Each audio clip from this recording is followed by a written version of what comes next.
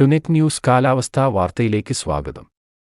ഇടവേളയ്ക്കുശേഷം കേരളത്തിൽ വീണ്ടും കാലവർഷത്തിന്റെ ഭാഗമായുള്ള ഒറ്റപ്പെട്ട ഇടത്തരം മഴ ലഭിക്കുമെന്ന് സ്വകാര്യ കാലാവസ്ഥാ വിഭാഗമായ മെറ്റ്പീറ്റ് വെതർ.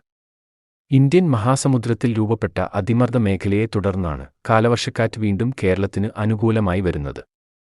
ഇന്നലെ രാത്രി മുതൽ ഇന്ത്യൻ മഹാസമുദ്രത്തിൽ അതിമർദ്ദ മേഖല ദൃശ്യമാണ്.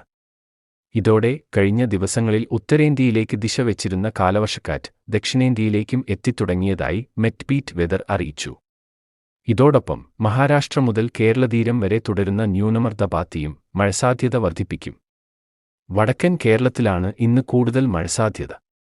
മധ്യ ജില്ലകളിലും എറണാകുളം മുതൽ തെക്കോട്ടുള്ള മേഖലകളിലും ഇന്ന് ഇടവേളകളോടുകൂടിയ മഴ ലഭിക്കും. തിരുവനന്തപുരം, കൊല്ലം തീരദേശങ്ങളിലും മഴസാധ്യതയുണ്ട്.